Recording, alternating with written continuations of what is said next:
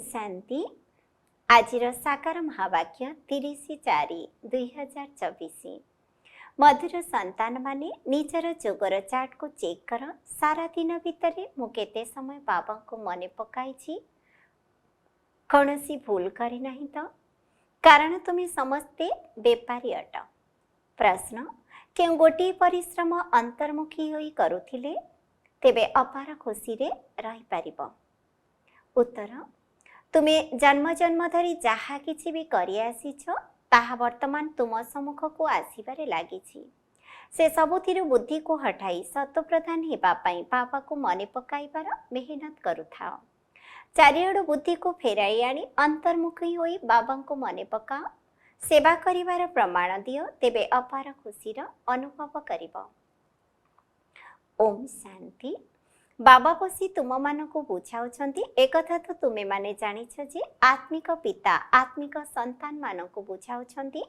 आत्मिक पिता हेउछंती अविनाशी पिता एवं आत्मिक संतान माने मध्य अविनाशी अटंती। बाबा को तो समस्तंकर सद्गति करिबा को हेबो। काहा द्वारा? तुम मानक द्वारा ही सारा विश्वर सद्गति करिबा को हेबो। सारा विश्वर संतान माने तो एठा को आसी राजजोगर पाठ पढु नाहंती। एहार नाम ही हेउछि ईश्वरीय विश्वविद्यालय। मुक्ति समस्त को मिलुछि तेबे मुक्ति कुह अथवा जीवन मुक्ति कुह। प्रथमे मुक्ति रे जाई पुणी तुम समस्त को जीवन मुक्ति रे आसीबा को हेबो। एभली मध्य कुहा जाई पारिबो जे तुमे समस्ते जीवन मुक्ति रे आसुछ भाया मुक्ति धाम। जनक परे जनक अभिनय करिबा पई एठा को आसीबा को ही हेबो। से पर्यंत मुक्ति धाम रे रहिबा को हेबो। तुम मानकु एबे रचयिता एवं रचनार समस्त ज्ञान मिलिछि। एही सारा सृष्टि रूपी रचना हेउछि अनादि। रचयिता तो एकमात्र बाबा ही अटंती। बाकी जेउ सब आत्मा माने अछंती से माने समस्ते हेउछंती अविनाशी पितांकर संतान। जेतेबेले पिला माने बाबा को जानुछंती सेतेबेले ही एठा को आसी जोग शिखुछंती। एही जोग केवल भारत माई बाबा केवल भारत रे ही आसी थांती। भारतवासी को जोगर यात्रा शिखाई पवित्र करुछंती एवं ज्ञान मध्य देउछंती। सृष्टि किपरि चक्र लगाउछि एकथा केवल तुमे माने ही जानिछ। रुद्रमाला मध्य रहिछि जहार गायन एवं पूजन हेउछि। मालार स्मरण मध्य करा जाउछि। भक्तमाला मध्य रहिछि। सबुठारु उच्च हेउछि भक्तमानंकर माला। भक्त मानंकर माला परे ज्ञानमाला हेबा आवश्यक। भक्ति एवं ज्ञान अलगा अलगा अटेना। भक्तमाला मध्य रहिछि तो रुद्रमाला मध्य रहिछि। परे पुणी ताकू रुंडमाला कुहा जाउछि कारण ई मनुष्य सृष्टि रे विष्णु अछंती जांको सूक्ष्म लोकरे देखाइछंती। ये हेउछंती प्रजापिता ब्रह्मा यांकर मध्यम माला रहिछि। जेतेबेले माला तैयारी हेबा संपूर्ण होई जिवो सेतेबेले रुद्रमाला एवं विष्णुकर वैजयंती माला संपूर्ण होई जिवो। सर्वोच्च हेले शिव बाबा पुणी उच्चरु उच्च हेउछि विष्णुकर राज्य। केवल शोभावर्धन पई भक्ति मार्ग रे केते चित्र सब तैयारी करिसंती ज्ञान किछि भी नाही। तुमे जेउ सब चित्र तैयारी करछ से सबुर परिचय देबाकू हेबो तेबे मनुष्य बुझी पारिबे। नचे शिव एवं शंकर को मिसाई देउछंती। बाबा बुझाउछंती सूक्ष्म लोकरे सब साक्षात्कार कथा सेठारे एही हाड़ मांसर शरीर न थाए। केवल साक्षात्कार करिथांती। संपूर्ण ब्रह्मा मध्य अछंती किंतु से होछंती संपूर्ण अव्यक्त। एबे जे साकार ब्रह्मा अछंती तांको अव्यक्त हेबाकू पड़िबो। व्यक्त ही अव्यक्त होछंती जहांको फरिश्ता ब्रह्मा मध्य कहिथांती। तांकर चित्र को सूक्ष्म लोकरे रखी देखाई थांती। कई कई ध्यान रे सूक्ष्म लोक को जाउछंती एवं कहउछंती बाबा मते सुबिरस जहा कि एक प्रकार स्वादिष्ट फल रस पियाइले। वास्तव रे सेठारे तो फल गछ इत्यादि नाही वैकुंठरे अछि। एपरि नुहे जे से वैकुंठरु सुबिरस आनी पियाई थांती। एसबु हिला सूक्ष्म लोकर साक्षात्कार कथा।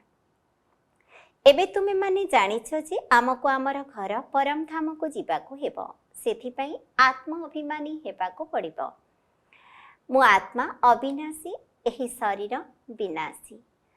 आत्मार ज्ञान मध्य तुम भितरे अछि।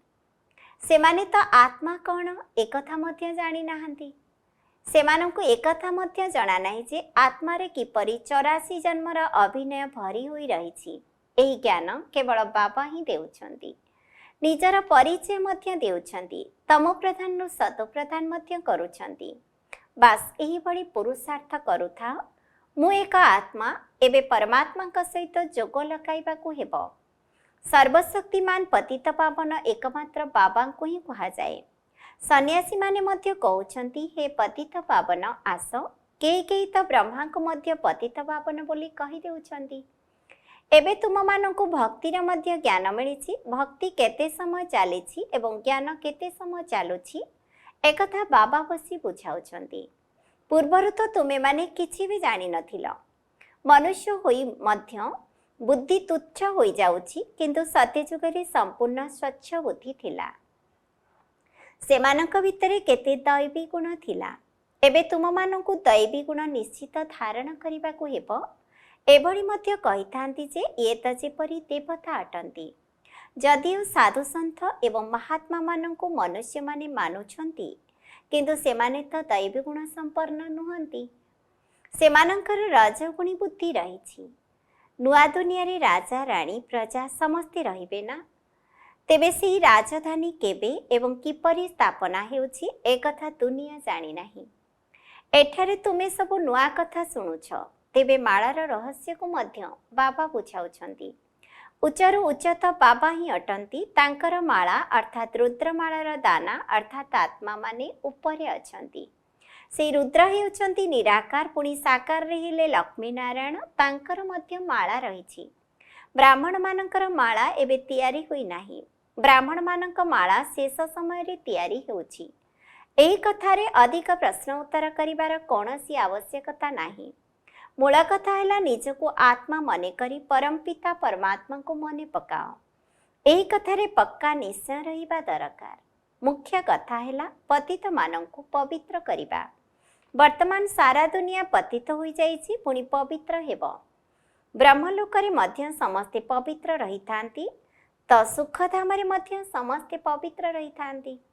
ଏସବୁ ମଧ୍ୟ ଡ୍ରାମାରେ ନିର୍ଦ୍ଧାରିତ ହୋଇ ରହିଛି।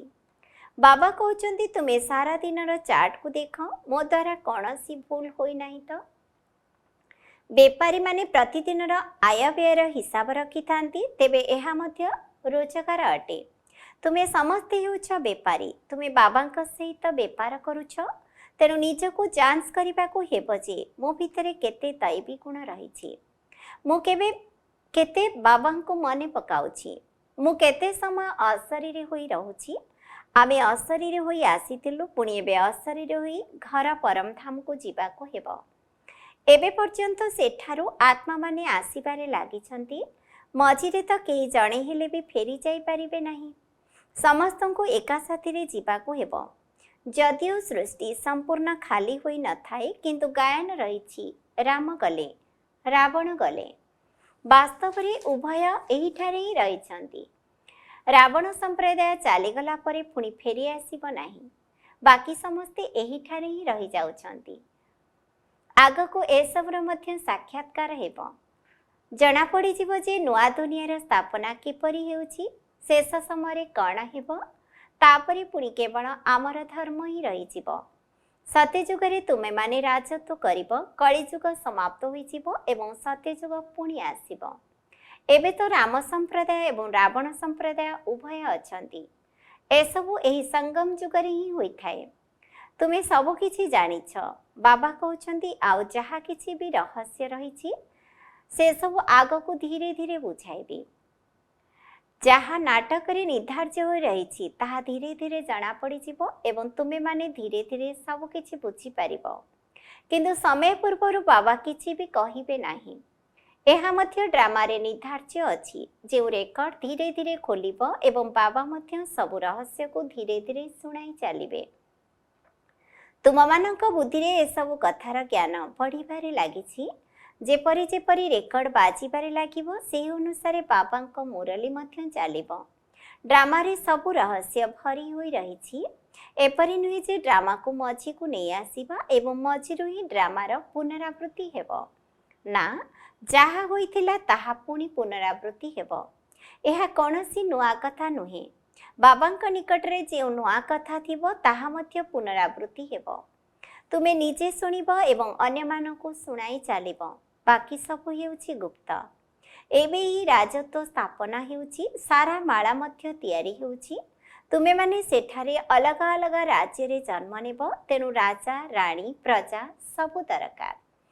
तेबे बुद्धि द्वारा काम नेबाकु हेबो, बाकी प्रत्यक्षतारे जाहा हेबो ताहा देखा जिवो। जे माने एठारु जाउछंती सेमाने बहुत फल साहुकार घरे जन्म नेउछंती। एबे मध्य सेठारे तुमर बहुत आदर सत्कार हेउछि। वर्तमान मध्य रत्न जड़ित जिनिस समस्तंक निकटरे रहिछि, किंतु सेथिरे एते शक्ति नाही। शक्ति तो तुम निकटरे अछि। तुमे माने जेउठी भी जन्म नेब सेठारे तुमर चालीचलन अन्य मानक ठारु भिन्न हेबो। तुमे माने एबे श्रेष्ठरु श्रेष्ठ हेउछ, तेणु जेउठारे भी जन्म नेब सेठारे मध्य तुमर दैवी चरित्र देखाइब। किंतु आसुरी संतान जन्म हेबा मात्रेके कांदिबाकु लागिबे एवं अपरिष्कार मध्य हेबे, किंतु तुमे बहुत आदर जत्नर सहित लालित पालित हेबो। सेठारे अपरिष्कार हेबार कोनोसी कथा ही नाही। आजिकाल पिला माने तो बहुत खराब होई जाउछंती। सत्य जुगरे एभली कोनोसी कथा हेबो नाही। ताहा तो स्वर्ग अटेना। सेठारे तो कोनोसी दुर्गंध आसीबो नाही, जहा द्वारा कहिबाकु पड़िबे जे अगरबत्ती लगाओ। बगीचा मानकरु बहुत सुगंधित फुलर सुगंध आसीबो। एठिकार फुल मानकरे एते सुगंध नाही। सेठारे प्रत्येक जिनिसर 100% सुगंध रहिबो। एठारे तो 1% मध्य सुगंध नाही। सेठारे फुल मध्य फास्ट क्लास रहिबो। एठारे जदिओ केही केते भी साहुकार होई थाओ, किंतु ता तुलनारे एठारे किछि भी नुहे। सेठारे विभिन्न प्रकारर जिनिस रहिबो। बासन कुसन मध्य सुना रहिबो। एठारे तो जेपरि पत्थर, किंतु सेठारे केवल सुना ही सुना रहिबो। बालिरे मध्य सुना रहिबो। तेबे विचार कर सेठारे केते सुना रहिबो, जहा द्वारा महल इत्यादि मध्य तयारी हेबो।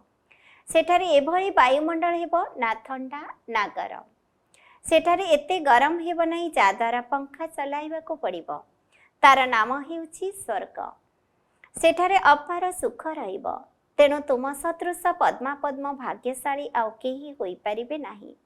लक्ष्मी नारायणकर केते महिमा गान करूछंती, तेबे तांको जे एभली करूछंती तांकर केते महिमा हेबा दरकार। प्रथमे अव्यभिचारी भक्ति आरंभ हेला, परे पुनी अनेक देवी देवता मानकर पूजा हेला।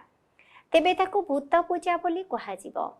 सेई दैवी शरीर तो नाही, पांच तत्वर पूजा हेउछि। शिव बाबांक पाई एभली कहाजिबो नाही। पूजा करिबा पाई कोनोसी भी जिनिस को सुना इत्यादि रे तयारी करिथांती, किंतु आत्मा को कोन सुना कहाजिबो कि? तेबे आत्मा केउ जिनिस रे तयारी होइछि?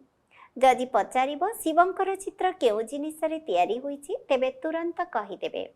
किंतु आत्मा परमात्मा केउ जिनिस रे तयारी होइछि एकथा केही कहि परिबे नाही। सत्य जुगरे पांच तत्व मध्य शुद्ध रही थाए, किंतु एठारे अशुद्ध। तेबे पुरुषार्थी पिला माने सब बेले एही भली कथार विचार करुथिबे। बाबा कहउछंती तुमे ए सब कथा को मध्य छाड़ी दियो। जहा हेबार थिबो ताहा हेबो। प्रथमे बाबांको मने पकाओ। बुद्धि को चारिआडु फेराई आनी अंतर्मुखी केवल मोते मने पकाइबार पुरुषार्थ कर। तुम मानको स्मृति तो आसीछि, किंतु पुरुषार्थर क्रम अनुसारे। सेवा द्वारा सब किछि जना पड़ी जाउछि। जे माने सेवा करूछंती सेमानंकु सेवार खुशी रहुछि। जे माने बहुत भल सेवा करिथांती तांकु सेवार प्रत्यक्ष फल मध्य मिलिथाए। पंडा होई आसुछंती, किए महारथी, घोड़ा सवार, पदातिक ताहा तुरंत जना पड़ी जाउछि। अच्छा, मीठा मीठा शिकिला दे संतान मानक प्रति माता पिता बापदादांकर मधुर स्नेह भरा स्मृति एवं सुप्रभात। आत्मिक पितांकर आत्मिक संतान मानंकु नमस्ते। आम आत्मिक संतान मानंकर मध्य आत्मिक पितांकु नमस्ते नमस्ते नमस्ते। धारणा पई मुख्य सारांश 1 नंबर, अन्य सब कथा को छाड़ी बुद्धि को चारिआडु फेराई आनी सत प्रदान हेबा पई अशरीरी हेबार अभ्यास करिबाकु हेबो। दैवी गुण धारण करिबाकु हेबो। 2 नंबर, बुद्धि रे बहुत भल भल विचार करिबाकु हेबो। आमर राज्य अर्थात स्वर्ग दुनिया रे कौन कौन रहिबो ता उपरे विचार करी निजको ता सदृश योग्य बा चरित्रवान करिबाकू पड़िबो। एही दुनियारू बुद्धि को बाहर करि देबाकू हेबो। वरदान सेवा द्वारा मेवा अर्थात फल प्राप्त करी समस्त विनाशी इच्छा ठारू ऊर्ध्वरे रहुथिबा सदा संपन्न एवं समान हुआ। सेवार अर्थ है मेवा प्रदानकारी। जदि कौनसी सेवा असंतुष्ट करि देउछि तेबे सेही सेवा प्रकृत सेवा नुहे। एभली सेवा करिबा पछके छाड़ी दियो किंतु निजर संतुष्टता को छाड़ नाही।